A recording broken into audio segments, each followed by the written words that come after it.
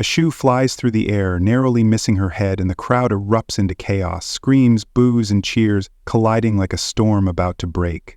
But that's later. Right now, the Jimmy Kimmel Live studio buzzes with a sharp tension, one that simmers just below the surface, ready to explode. The music blares loud and brassy, but it can't drown out the heaviness in the room. It's thick, almost suffocating, like everyone knows a fight's brewing. The audience shifts in their seats, whispering, their eyes flicking between the stage and the shadows. The lights blaze hot, and the cameras swivel fast, locking onto the showdown about to unfold. Jimmy Kimmel sits behind his desk, his signature grin plastered on, but it's tighter than usual, more forced. His eyes glint with something cold and predatory, like a shark circling its next meal. He adjusts his tie, taps his mic lightly, and leans back, ready to strike. The announcer's voice cuts through the noise. "Please welcome White House Press Secretary Karoline Leavitt." The crowd reacts instantly, half clap, half boo, a messy split that sets the tone. From the wings steps Karoline Leavitt, her heels clicking sharp and steady on the floor, each step a declaration. Her blonde hair catches the light, and her navy business dress hugs her frame, modern and crisp, screaming Gen Z confidence. She's young, 27, the youngest press secretary ever, but there's no hesitation in her stride. She waves at the audience, brushing off the boos like they're nothing more than a gust of wind. Jimmy doesn't waste a second. As she sits, he leans forward, his grin widening into something more barbed. "Karoline Leavitt, 27 years old," he starts, his tone light but dripping with mockery. "Youngest White House press secretary in history. Tell me, are you better at dancing on TikTok than answering questions from the press? Because at your age, that's got to be the real skill, right?" The audience laughs, a sharp burst that echoes off the walls, though a few groans slip through. Karoline tilts her head, her smile bright, but her eyes locked on him, unflinching. "I don't dance in the White House, Jimmy," she fires back, her voice cool and cutting. "But if you want, I could teach you a few moves, might boost your ratings out of the basement." The crowd roars again, louder this time, some cheering her on, others jeering. It's a jab that lands, and Jimmy's grin twitches, just for a split second. He recovers fast, tapping his desk like he's resetting the game. "Oh, I see," he says, his voice sliding into a fake friendly drawl. "You're quick. Trump picked you for that mouth, huh? Loyalty and a sharp tongue. Perfect combo for his team." The dig's deliberate, tying her to Trump right out of the gate. Karoline doesn't blink. "He picked me because I get the job done," she says, her tone steady but edged with steel. "Something you might not understand. Sitting here cracking jokes for a living." The audience gasps, then splits again, claps from one side, boos from the other. It's clear this isn't going to be a friendly chat, it's a fight, and they're both swinging. The tension spikes as Jimmy leans closer, his eyes narrowing. "Right, the job," he says, his sarcasm sharpening. "Defending a guy who's never met a controversy he didn't love. Must be exhausting, Karoline. Or do you just enjoy the chaos?" He's baiting her, and the crowd senses it, their whispers growing louder. Karoline sits up straighter, her fingers resting lightly on the armrest, but there's a flicker of fire in her gaze. "I don't enjoy chaos, Jimmy," she replies, her voice low and deliberate. "I deal with it. You'd know that if you ever stepped out of this bubble and saw what's really going on." The comeback's sharp, and it hits. A few in the audience shout, "That's right," while others shake their heads, muttering. Jimmy chuckles, but it's tight, like he's swallowing something sour. "Bubble, huh? Cute," he says, leaning back and crossing his arms. "But let's talk real world then. You're 27, barely out of college, and you're the voice of the White House, Trump's voice. How's it feel to be the youngest kid in the room trying to explain his messes?" The question's a jab at her age, her inexperience, and her loyalty all at once. Karoline's smile fades, replaced by a hard, focused stare. "Age isn't a weakness, Jimmy," she snaps, her voice rising just enough to cut through the room. "It's an edge. I see things you don't, because I'm not stuck in the past like you, mocking people from behind a desk." The crowd explodes, cheers and boos crashing together, a wave of noise that shakes the studio. For a moment, neither speaks. Jimmy taps his desk again, his grin fading into something colder, more calculated. Karoline sits still, her posture rigid, her eyes daring him to push harder. The audience holds its breath, split down the middle, some rooting for her, others waiting for her to crack. The music's gone silent now, leaving only the buzz of anticipation. Whatever comes next, it's not going to be pretty. And that shoe? It's still waiting in the wings, ready to fly. Jimmy Kimmel leans forward, his grin sharpening into a weapon. "All right, Karoline, let's cut the small talk," he says, his voice slick with sarcasm. "You're out here defending Trump's latest stunt, the federal funding freeze he slapped down in January. What's the deal? Is he cutting Medicare just to gold plate more toilets at Mar-a-Lago?" The audience bursts into laughter, a quick, biting wave, though a few jeers cut through. It's a cheap shot, and he knows it, but his eyes gleam, daring her to flinch. Karoline doesn't. She sits up, her gaze locking onto him like a laser. "You're twisting the truth like CNN on a bad day, Jimmy," she fires back, her tone icy and precise. "That freeze isn't about Medicare. It's about slashing illegal DEI programs and the green news scam that's bleeding taxpayers dry. Did you even read the memo, or are you just parroting some half-baked ex-summary?" Her words hit hard, and the crowd splits, half clapping, half booing, the noise rising like a tide. Jimmy smirks, unfazed, tapping his desk. "Oh, I've read enough," he says, his voice dripping with mock innocence. "Trump's memo from January 27 paused all federal grants and loans, right? Supposed to review everything. Sounds noble, until you realize it's screwing over schools, health clinics, veterans.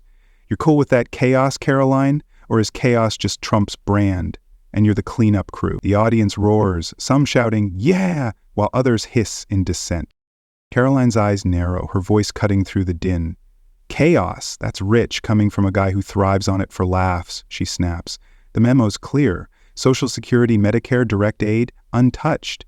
What's paused is billions in woke handouts and foreign aid flops. You want to talk screwing people over? How about the billions wasted on Green New Deal garbage while Americans can't pay their bills? I'm cleaning up the mess you ignore." Claps erupt from one side, but boos rain down from the other, the room a battlefield of sound. Jimmy raises an eyebrow, pulling a paper from under his desk like he's been waiting for this. "Let's talk what you've said then," he says, his tone shifting to a taunt. "February 15 on X you posted, 'We need a strong America, unviolated by outsiders who destroy.' Outsiders who destroy, Karoline? That's not a dog whistle, it's a megaphone for racists. You really stand by that?" He holds up the paper, letting the words hang, and the audience gasps, then fractures with cheers clashing with angry murmurs. Karoline doesn't hesitate, her voice steady but sharp as a blade. "That's about national security, Jimmy, not race," she shoots back. "Outsiders smuggling fentanyl, crashing borders, wrecking communities, not skin color. You love word games more than facts, don't you? Twist it all you want, but I'm not here to play your spin the narrative trick." The crowd erupts again, some yelling, "She's right," while others shout, "Liar." The divide deepens, palpable and loud. Jimmy leans closer, his grin turning wicked. "National security, huh? Nice cover," he says, his sarcasm thick. "But Trump's memo didn't just pause smuggler funds. It hit everything from cancer trials to school lunches. You telling me that's all woke garbage? Or are you just reading his script, line by line?" He's pushing now, and the audience leans in, some clapping, some jeering, the tension coiling tighter. Karoline's jaw tightens, but her voice stays firm. "You're cherry-picking, Jimmy," she retorts. "The memo targeted foreign aid waste, DEI nonsense and climate scams, stuff Congress never even approved half the time, cancer trials, school lunches. That's fear-mongering and you know it. I don't read scripts. I call it like it is. Unlike you, I don't need a laugh track to feel relevant." The crowd splits hard, cheers thundering from her supporters, boos raining from his, a chaotic roar filling the air. From the back, a voice cuts through the noise, sharp, accusing. "Are you defending Trump or yourself, Levitt?" It's Lila Torres, a freelance journalist, standing among the audience, her tone dripping with challenge.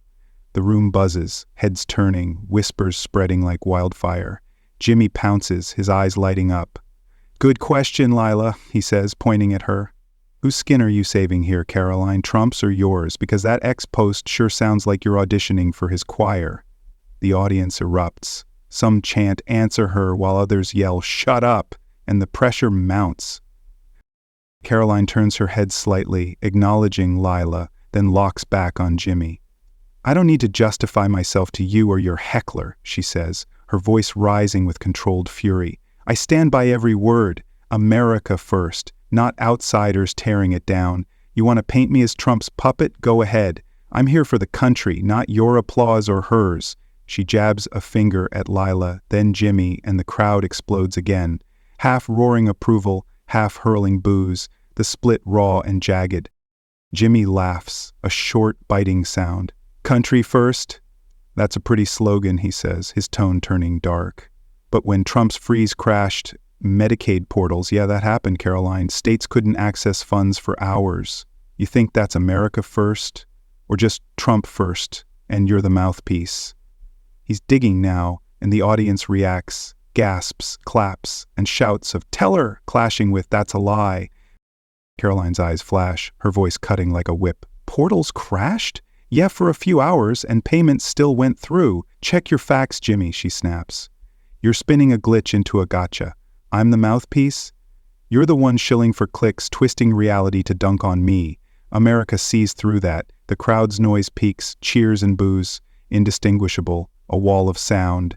And Lila shouts again, "She's dodging!" adding fuel to the fire. Jimmy smirks, leaning back. Sees through it? Maybe your half does, he says, his voice low and taunting. But the other half's wondering why a 27-year-old's out here caping for a guy who'd throw her under the bus tomorrow. Loyalty's cute, Karoline. Until it's not. The audience splits one last time, claps and jeers tearing the room apart, as Karoline stares him down, unyielding, the fight far from over. Jimmy Kimmel leans back, his smirk turning vicious, like he's been holding his trump card all night. Okay, Karoline, let's get serious, he says, his voice low and loaded. He gestures to the big screen behind him. January 28, White House press briefing. Roll the tape.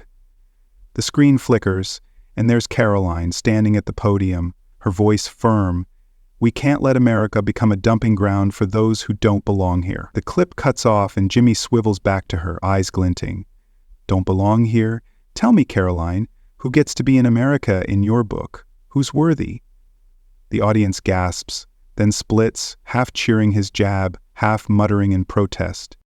Karoline's face hardens, her eyes blazing as she leans forward.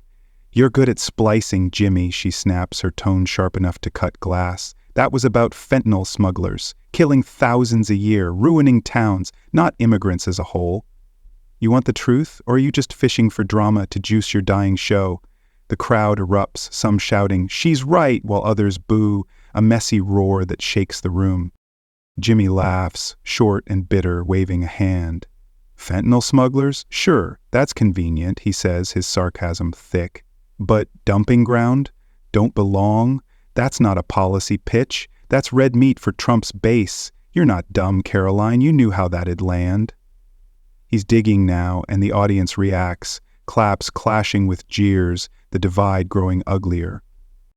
Karoline doesn't budge, her voice rising with fury. How it'd land? With people who care about borders, not your woke echo chamber, she fires back. I said what I meant. Smugglers, cartels, not families looking for a better life. You're the one tossing red meat, Jimmy, feeding your crowd a chopped-up lie. Facts too boring for you? The crowd splits harder, cheers thundering from one side, boos drowning them from the other, a wall of noise. Jimmy's grin fades, replaced by a cold stare. Facts, huh? Let's talk facts then, he says, his tone turning personal. Before Trump tapped you, you worked for Elise Stefanik, Trump's cheerleader-in-chief up in New York. Loyal then, loyal now. You're just his puppet, Karoline, dancing to his tune. Admit it. He leans closer, daring her to crack, and the audience hushes, waiting for blood. Karoline's eyes flash and she slams back, her voice a controlled explosion. I'm nobody's puppet, Jimmy. Not Elise's, not Trunk's, she says, each word a dagger. I worked for Stefanik because I believed in her fight, same as I believe in this one. You? You're Hollywood's lapdog, sitting there smearing people for views. Who's the puppet? Me, or the guy begging for laughs every night? The crowd loses it, half roaring approval, half hurling insults, the tension snapping like a live wire. Jimmy's jaw tightens, but he forces a laugh, sharp and mean. Lapdog? Cute, he says, his voice dripping with venom. But I'm not the one parroting Trump's lines. That clip? You didn't just say smugglers, you said those who don't belong. That's a dog whistle so loud it woke up half the country. You comfy with that, or is it just the gig? He's pushing hard and the audience splits again. Some chant, "Call her out," while others yell, "Let her talk." Karoline's hands grip the armrests, but her voice stays steady, cutting deeper. Gig? This isn't a comedy slot, Jimmy. It's my job, she retorts. I said what I said. To protect Americans dying from fentanyl, not to play your race-baiting game. You're comfy twisting my words while kids overdose? That's on you. The crowd's noise surges, cheers and boos colliding, some shouting, "She's got you," others, "She's dodging." Jimmy smirks, leaning closer. Protect Americans? Noble, he says, his tone mocking. But Trump's the guy who called countries shitholes, and you're out here polishing his mess. You're 27. Don't you ever wonder if you're on the wrong team? It's a gut punch, personal and raw, and the audience gasps, then fractures, claps and jeers tearing the air apart. Karoline's eyes burn and she fires back, her voice low and lethal. Wrong team? I wonder every day if I'm doing right by this country, she says. What I don't wonder is if I'm some sellout to your sanctimonious crowd. You're the one on the wrong team, Jimmy, pushing lies for clout while I fight real battles. Ever try that? The crowd explodes, half standing to cheer, half booing louder, a chaotic mess of sound. Before Jimmy can respond, a shout rips through the noise. You're a racist! It's Evan Drake, a wiry activist in the crowd, his face red with rage. He hurls a sneaker at the stage, missing Karoline by inches. It thuds against the desk and the audience erupts, screams, cheers, and boos, crashing together. Security lunges, grabbing Evan as he yells, "She's Trump's clone!" Karoline flinches but recovers fast, staring him down. Jimmy laughs, a dark, gleeful sound, leaning back.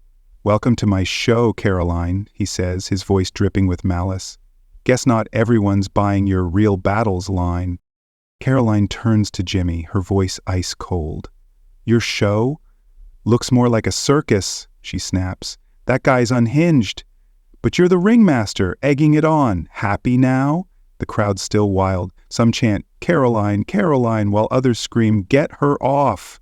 Security drags Evan out, his shouts fading, but the chaos lingers. Jimmy shrugs, his grin returning, sharper than ever. "Circus, maybe?" he says, his tone taunting. "But you're the star act, defending a guy who'd cheer that shoe if it hit." "You're in deep, Karoline. Too deep to climb out?" He's goading her, and the audience reacts, half laughing, half hissing, the split raw and ragged. Karoline leans forward, her voice a steel blade. "In deep? I'm in the fight, Jimmy." "Where are you?" she shoots back. "Hiding behind a desk tossing cheap shots? I don't climb out. I stand my ground. Try it sometime." The crowd roars, cheers, and boos, indistinguishable, a tidal wave of noise. And Jimmy's smirk falters. Just for a second. He recovers, leaning in again. "Stand your ground? That's brave," he says, his sarcasm biting. "But when Trump's done with you, and he will be, what's left? A kid who sold out for a losing bet?" It's personal, brutal, and the audience gasps, then splits, some yelling, "Burn," others, "She's not done!"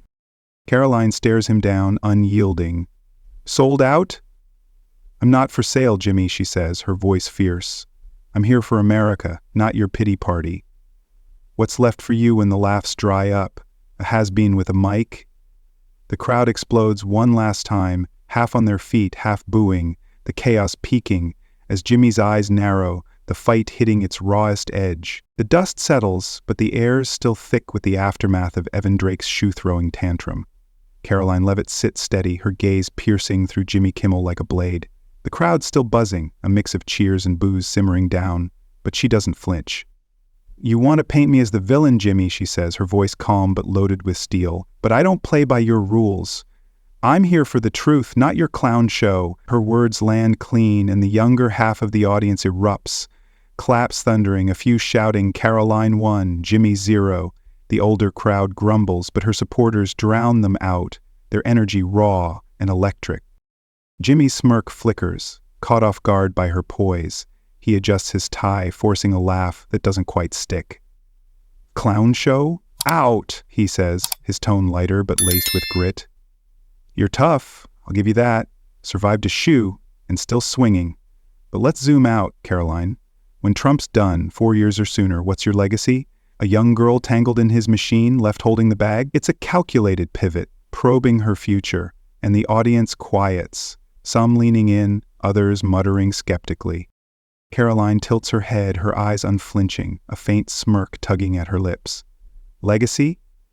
I'm not building statues of myself, Jimmy, she shoots back, her voice steady and sharp. I work for America, not your approval. If that's too real for you, that's your problem. The crowd splits again. Young fans roar, hell yeah, while others hiss, a jagged divide. Her Gen Z swagger shines through. Confident, no filter, owning the moment.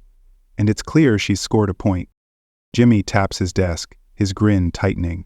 America? Huh? Noble, he says, his sarcasm creeping back. But you're tied to a guy who thrives on wreckage. You don't think that sticks to you, too? He's fishing, trying to claw back control, and the audience stirs. Some clap, some jeer, waiting for her to slip. Karoline doesn't bite. Sticks to me. I'm not Trump's shadow, Jimmy, she retorts, her tone cutting. I stand for what I believe. Strong borders, real security, not his every word. You're the one stuck, recycling old gotchas for a paycheck. The young crowd explodes again, cheers rolling loud, a guy in the front yelling, she's cooking you, and Jimmy's forced smile twitches, his edge slipping. He leans back, crossing his arms. Cooking me? Maybe, he says, his voice dry. But you're still dodging. That dumping ground line, people hear it, and they don't think fentanyl, they think hate. You okay with that? It's a last jab, and the audience splits. Some shout, answer him, while others chant, Karoline, the tension simmering anew. Karoline's eyes flash, but she keeps it cool. People hear what they want, Jimmy, she says, her voice low and firm. I said what I said, smugglers, not hate. If you and your crowd twist it, that's on you, not me. I don't grovel for your okay. The young fans lose it. Claps booming, a girl screaming, she's fire, and the room tilts in her favor, a fleeting win carved out of the chaos. From the crowd, Maya Chen, a 20-something with a phone in hand, jumps up, filming herself. Karoline just torched Jimmy Kimmel, she yells into the lens, her voice hyped. Posting to X now. Levity's Kimmel, let's go. She hits upload, and the clip, Karoline's, I don't play by your rules, moment spreads like wildfire. Within 10 minutes it racks up 500,000 views, retweets flooding in. She ate him alive. Gen Z Queen. The hashtag trends hard, young fans hyping her up, turning the studio clash into a digital victory lap. Jimmy catches wind, glancing at his producer off stage, then back at Karoline. Sounds like your fan club's loud, he says, his tone barbed. But trending doesn't mean winning.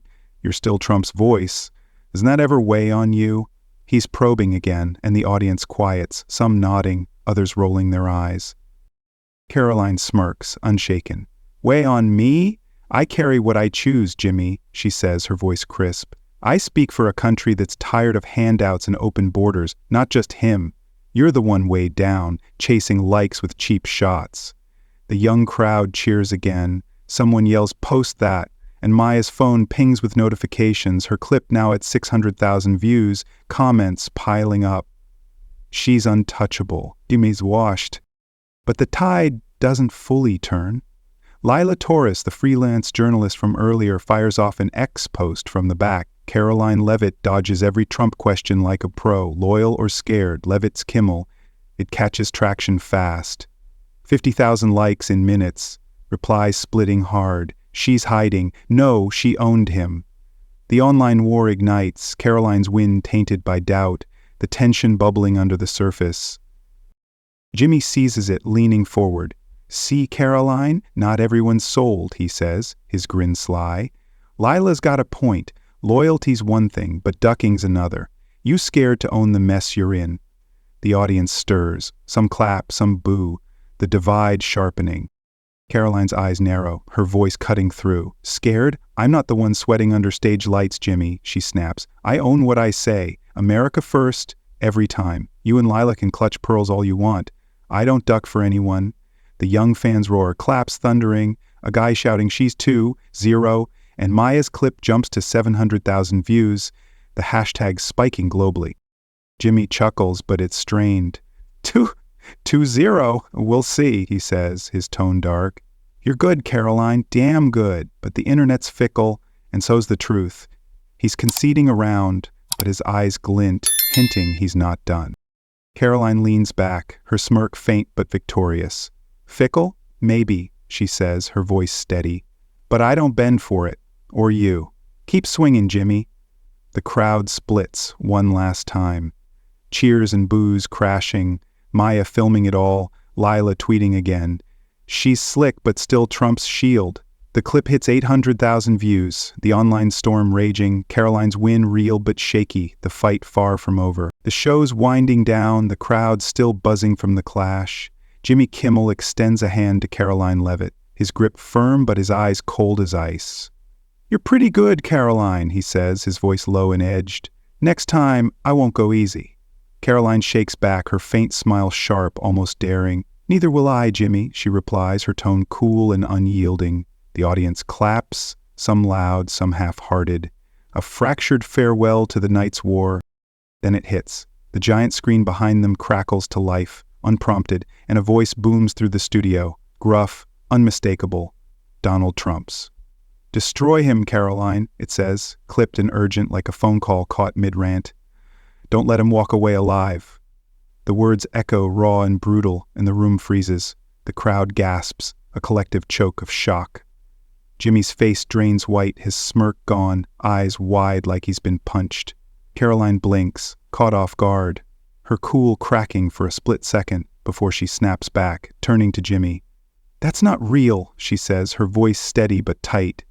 What, you cooked that up to save your show? Her accusation hangs, sharp and desperate. The audience erupts, screams, shouts, a chaotic mess of, what the hell, and she's done! Jimmy stammers, I didn't, but the words die as the crowd drowns him out. Where'd it come from? Trump himself, barking orders pre-show? Jimmy staging a last-ditch trap? Or someone else? Lila Torres lurking with receipts? Or Evan Drake sneaking revenge? No one knows, and the mystery fuels the fire. Phones light up, X exploding with takes. Trump just buried her. Jimmy's playing dirty. Fake or not, she's toast. Hashtag Levitt vs. Kimmel spikes again. Posts clashing, half calling it her doom, half her defiance. Karoline steps off stage, her heels clicking fast, her expression unreadable. Anger? Doubt? Or something darker? She doesn't look back. Jimmy slumps at his desk, staring blankly, no quip, no grin, just silence. The screen goes black. The audio's origin a ghost in the room. The crowd spills out, arguing loud, X ablaze with theories. Who won? Who lost? No answer. Just a bombshell, a void, and a fight that's nowhere near done. This clash between Karoline Leavitt and Jimmy Kimmel reveals a raw truth. In a polarized world, standing firm under fire isn't just survival, it's power. Karoline's unyielding grit, even as chaos erupted and shadows loomed, shows that conviction can outshine manipulation, but it's a double-edged sword. Loyalty can lift you or chain you. Jimmy's taunts and the mystery audio remind us that truth bends under pressure and perception often trumps facts. In life, this means owning your voice, even when the crowd splits or the stage shakes. Whether at work, online, or in debates, it's about wielding your edge, like Karoline's youth, not dodging the fight. Thanks for riding this wild tale with us. Did Karoline win, or did the twist sink her? Drop your take below, smash that like button, and subscribe. We're digging into more showdowns shaking up America next time.